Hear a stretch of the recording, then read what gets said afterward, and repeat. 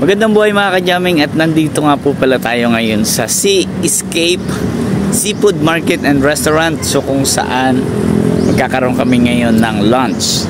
So papakita ko sa inyo kung ano yung masasarap na pagkain dito sa lugar na ito. Let's go! At bago ka nga makarating dito mga ka-jamming, ay kailangan mo munang umakyat sa hagdanan para sasalubong sa iyo ang mga mababait at mga respetadong mga gwardya.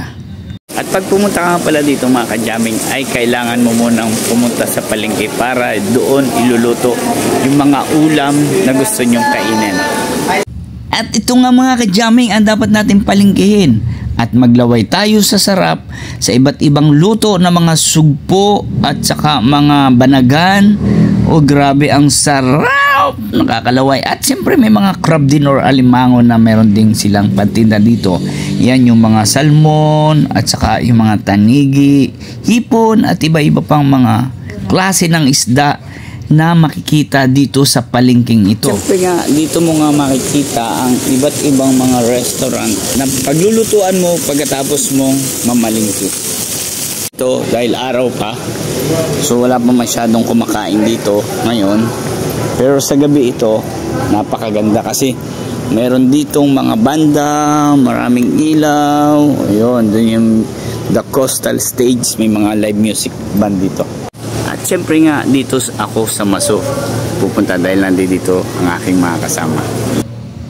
At tingnan naman natin ang loob ng Mazo Restaurant kung saan kasama ko dito ang family ni Sir Bojo Molina, si Sir BJ, si Mama Roma, at saka si Wawa.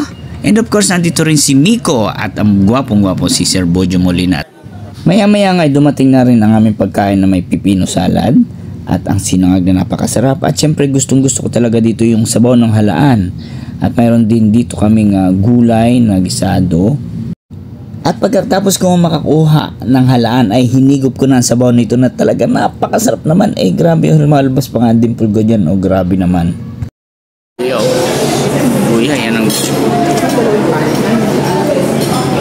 Yan na yun, no? Yan na yun sa natin. Mabumbo na lang yan.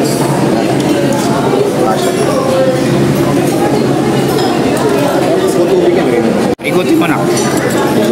Ikutin mo na. Ikutin mo na. Ayun na, sige pa, taya. What numero?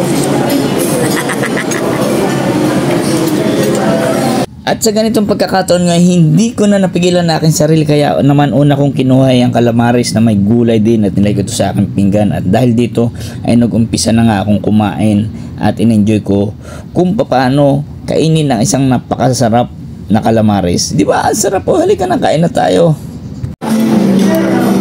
Sarap. Yan boss, masarap.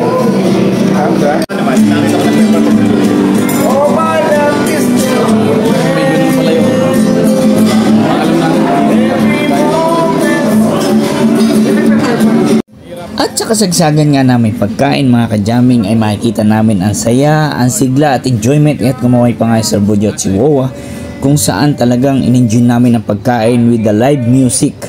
At ito nga, nabusog na kami, ang sarap-sarap kumain. Grabe. Woo!